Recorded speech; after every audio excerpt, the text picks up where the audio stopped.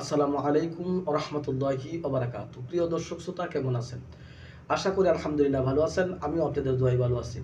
তো আজকে আপনাদের সম্মুখে চলে আসলাম মরিচা সংক্রান্ত একটি তথ্য এবং পরামর্শ নিয়ে। তো ভাই, আমি সর্বপ্রথমেই বলতে চাই, দেখেন, আমার কথাগুলো হয়তো অনেকের কাছে ভালো লাগে না, তার কারণ হচ্ছে রিয়েল সত্য কথাগুলো বলি, হয়তো সে কারণেও হতে পারে।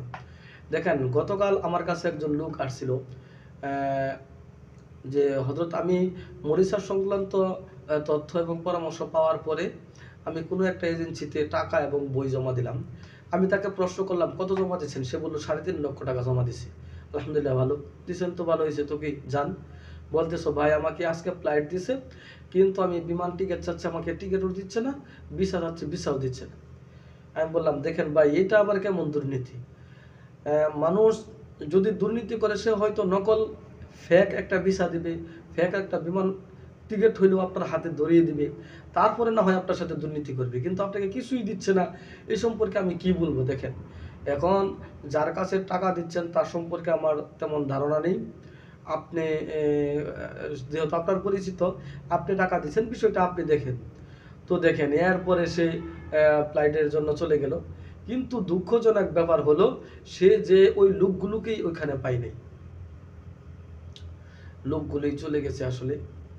এই জন্য বলবো ভাই, আমি আপনাদেরকে বারবার রিকোয়েস্ট করি বা অনুরোধ করি, দেখেন, আপনারা অনেক আশা নিয়ে দাঁড়িয়ে আছেন, আমি জানি অনেক প্রবাসী ভাইয়েরা, অনেক বাংলাদেশি ভাইয়েরা প্রবাসে যাওয়ার জন্য অনেক আশা নিয়ে আছেন, বই এবং টাকা রেডি করে রাখছেন। আমি যদি বলি, ভাই আগামীকাল 10টার মধ্যে আমাকে টাকা এবং বই জমা দিয়ে দেন, এই পরিমাণ বই এবং টাকা আমি আশা করি আমার কাছে জমা হবে।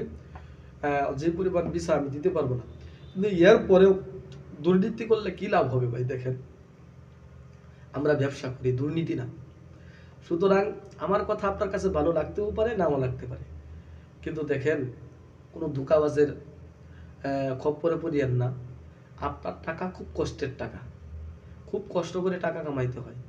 যারা প্রবাসে যায়, আমরা দেখেছি ভাই, অনেকে অনেক কষ্ট করে টাকা কামায়, টাকা ম্যানেজ করে আনে, সেটা অনেক সুদে টাকা আনে, কেউ এই বিভিন্ন সমস্যা থেকে লোন করে, এই ধরনের বিভিন্ন, কেউ শখের জিনিস বিক্রি করে, এই করে অনেকে টাকা ম্যানেজ করে আনে। যদি এই টাকাগুলো ধরা খান ভাই, তাহলে আসলে আপনারাই লসে পড়বেন।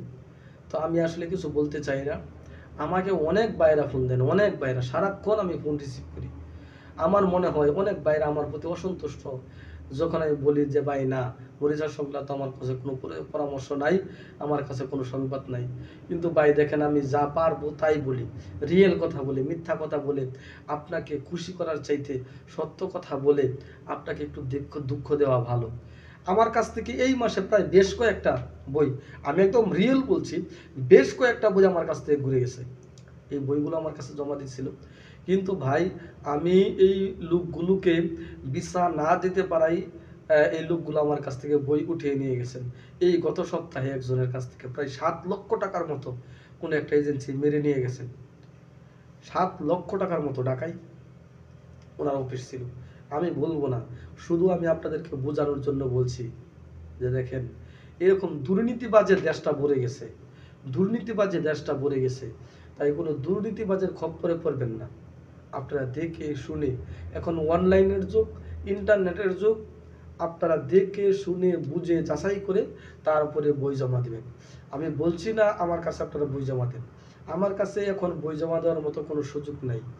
আমার বিভিন্ন কান্ট্রির জন্য যে বইগুলো জমা হয়ে গেছে, আসলে আমি এগুলো মানে ভিসা এখনো রিয়েলি ভাবে দিতে পারতেছি না। সুতরাং আমি আপনাদেরকে শুধু এইটুকু সতর্ক করতে চাই যে আপনারা দেখে শুনে বুঝে এরপরে কোনো জায়গায় বই দিবেন।